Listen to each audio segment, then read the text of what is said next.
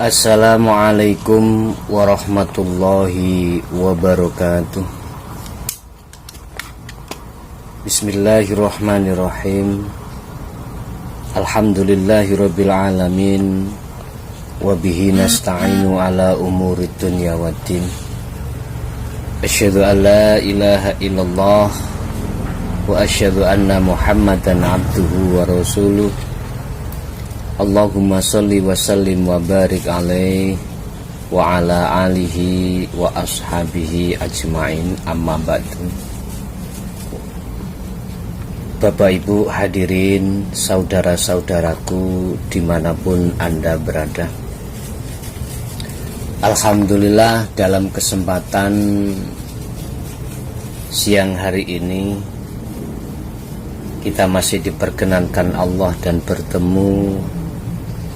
Mudah-mudahan pertemuan pada kesempatan saat ini betul-betul sebagai tambah mutu taraf keimanan kita terhadap Allah Subhanahu wa Ta'ala, sehingga ketika saat menyongsong persoalan-persoalan apapun di depan, hati selalu istiqomah, selalu melihat siapa sebenarnya yang berperan di situ, sehingga hati ini tidak terjebak dalam kepentingan hawa nafsu. Bapak Ibu hadirin, saudara-saudaraku dimanapun Anda berada, pada kesempatan kali hari ini kami akan mengambil satu tema, yaitu jangan kau kira hawa nafsu itu hanya masuk di dalam perilaku-perilaku yang miturut syariat itu dilarang, atau nafsu itu bisa masuk di segala lini persoalan apapun, aktivitas apapun yang terjadi pada diri kita ataupun di luar diri kita. Artinya nafsu bisa masuk di segala lini. Nah, masuknya nafsu itu di dalam hati kita ada dua jalan. Pertama, jalan di mana aktivitas langsung berkenaan pada diri kita. Contoh, perbuatan apapun yang terjadi pada diri kita. Itu yang pertama. Yang kedua, nafsu itu akan masuk di dalam hati kita. Itu lewat perbuatan-perbuatan yang bersentuhan langsung terhadap orang lain. Satu contoh, terhadap istri, suami, anak, ataupun pekerjaan terhadap orang lain. Di situ nafsu berupaya untuk masuk di dalam hati. Gimana caranya hati ini menengarai yang berperan itu bukan Allah Subhanahu wa Ta'ala. Ingat, wama ubarri'u nafsi inna nafsa la amaratum bisu. Jadi karakter, tabiat, penggaweane senengane nafsu iku bisu narik hati supaya berbuat jelek terhadap Allah. Perbuatan jeleknya hati itu terhadap Allah adalah hati bersinggungan terhadap selain Allah, sehingga menengarai bahwasanya semua apa yang terjadi itu pada dasarnya datang dan kembalinya terhadap makhluk. Ini nafsu. Ini nafsu yang kami maksud angkara murka, yang harus panjenengan perangi, yang harus panjenengan lawan. Lah, ini modalnya apa kita bisa melawan dan memerangi hawa nafsu? Ini sering Bapak Ibu kami sampaikan. Tanamkanlah budaya hatimu senantiasa selalu bersama dan berbicara terhadap Allah. Tanamkan hatimu, budayakan hatimu selalu berbicara terhadap Allah. Hanya dengan jalan inilah Bapak Ibu, hati ini terhindar dari kepentingan hawa nafsu yang masuk di dalam diri kita. Bapak Ibu, mungkin kita dibawa dan diperingatkan Allah dalam surat Al-Ankabut, ya, ayat kalau nggak salah 68. Di situ dikatakan, waman azlamu mimman iftara 'alallahi kadziban au kadzdzaba bil haqqi lamma ja'ahu. Subhanallah. Tahukah kamu siapakah orang yang melebihi daripada orang yang mengadakan pendustaan terhadap Allah? Orang yang melebihi perbuatan dolim daripada orang yang mendustakan terhadap Allah dan orang-orang yang menentang atas kedatangan kebenaran itu. Subhanallah.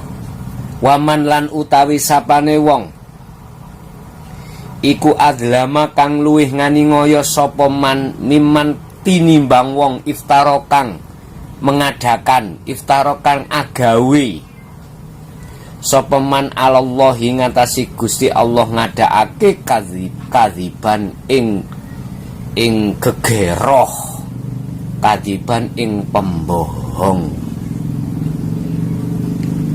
Wa kadzdzaba lan dustaake sapa man bil haqqi kelawan tekoni kebenaran lamma jaa semangsane teko apa hak hu ing manwi.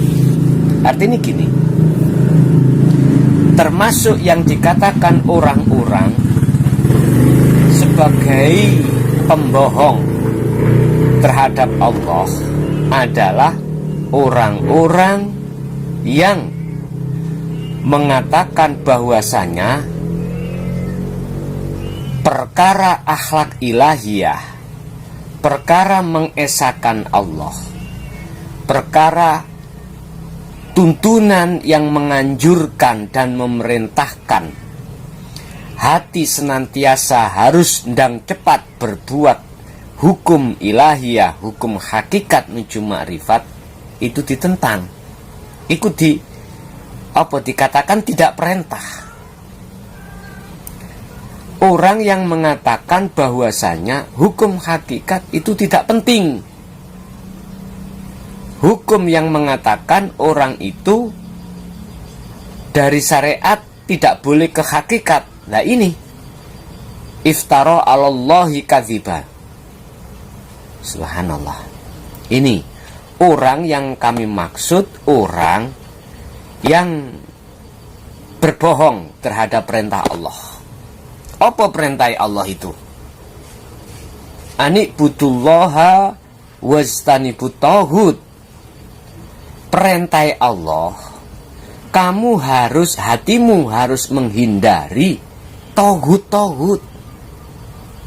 Hatimu harus menghindari syahwatud dunya. Lah, bisanya hati menghindar dari syahwatud dunya, mau nggak mau wajib hatimu iku kudu munggah peringkat dari syariat ke hakikat. Sebab rumus di dalam hukum syariat itu tidak ada yang mengajari dan bisa menghindar dari hukum syahwatud dunya. Mohon maaf, jikalau ada, nggak bisa prakteknya. Di lapangan tidak bisa. Tetap hati iku madhep nang makhluk. Lah Allah merintahno ani'budullaha. arahkan hatimu terhadap Allah. Lah, jangan ya. Berarti bagaimana? Hati sampean kali kula harus masuk ke ranah hukum hakikat nuju makrifat supaya hati bisa menghindari dari syahwat dunia sehingga tidak hubud dunia niki nanti. Nyun sewu Bapak Ibu, mohon maaf. Ajaran-ajaran yang menghantarkan hati bisa menghindari hubud dunia itu hanya di hukum hakikat. Hukum syariat memang ada anjuran, tapi prakteknya tidak bisa. Jangan dikira hubud dunia itu hanya urusan uang. Hubud dunia itu bukan hanya urusan pangkat, jabatan, kedudukan, termasuk kehormatan, sehingga orang hormat disebabkan karena ilmu. Ini juga termasuk syahwat dunia. Loh, bagaimana kita bisa menghindari hal tersebut jikalau hati kita tidak masuk di akhlak ilahiyah? Mboten saged. Mula dari arah itulah wajibnya kita masuk di dalam didikan hati tentang ilmu tauhid. Nggih. Mohon maaf kemarin saya di FB ternyata suaranya tidak sinkron dengan gambar sehingga tidak bisa didengar. Sekali lagi mohon maaf karena mungkin itu ada kesalahan teknis ya. Bapak Ibu hadirin saudara-saudaraku dimanapun Anda berada, bil haqqi lama wa kadzdzaba bil haqqi lama ja'ahu, termasuk golongan yang tidak yang berbohong lagi. Dia tahu kebenaran itu datang, tapi dia tidak mau mengungkap di tengah-tengah dirinya sendiri ataupun di tengah masyarakat kalau itu hal yang benar. Mana hal yang benar? Adalah tuntunan hukum hakikiyah. Ini Bapak Ibu memang pahit. Isi materi pendidikan ajarannya itu jikalau kita sampaikan di tengah masyarakat memang pahit. Itu harus kita terapkan pada diri kita. Ku anfusakum wa ahlikum naro. Anfusakum dhisik ya, dibenahi hati dhisik dengan akhlak ilahiyah. Habis itu keluarga, anak istri, melebar lagi terhadap umat. Loh, mereka itu berbohong, mereka itu tidak mau. Lah ini yang dimaksud wa kadzdzaba bil haqqi lamma ja'ahu. Orang-orang yang seperti ini Bapak Ibu, kata Allah, alaisa fi jahannama maswa lil kafirin. Bukankah kau sudah tahu? Bukankah saya belum mengatakan bahwasanya orang-orang itu saya masukkan fi jahannama? Mengapa masih tetap berbuat seperti itu? Dalam arti kata lain, siapapun kita, jikalau hati belum ranahnya ke hukum hakikat ma'rifat, itu diancam Allah fi jahannam. Udah, semua panjenengan piyambak, Anda sendiri yang memprediksi, menilai, memahami, dan mengambil satu keputusan. Sebelum kita itu dipaksa Allah untuk kembali dalam kematian, Anda sendiri yang berpikir, Anda sendiri yang menanggung resikonya nanti. Ingat, di dunia itu hanya sementara. Alangkah berbahagianya bagi Anda jikalau sebelum detik-detik hari kematian datang, saudara sudah makrifat terhadap Allah Subhanahu wa Ta'ala. Bapak Ibu, mungkin ini yang bisa kami sampaikan dalam kesempatan siang hari ini. Secara kesimpulan, mereka yang mengatakan bahwasanya hukum wajibnya ke hakikat makrifat itu bohong atau tidak diperbolehkan. Dan yang kedua, mereka yang mendustakan kebenaran ini, itu semuanya Allah sudah memberikan satu akibatnya, yaitu jahanam. Oke, la ikraha fiddin, tidak ada paksaan bagi panjenengan untuk berbenah diri terhadap apapun yang bisa kita lakukan. Yang kedua, sesuai dengan tema bahwasanya nafsu itu masuk terhadap lini, segala lini bentuknya ketika apa perbuatan masalah yang langsung berkenaan dengan kita ataupun orang lain. Tanda kalau nafsu itu sudah masuk di dalam hati, tandanya hati kita ngakoni yang kita yang berperan atau orang lain yang berperan.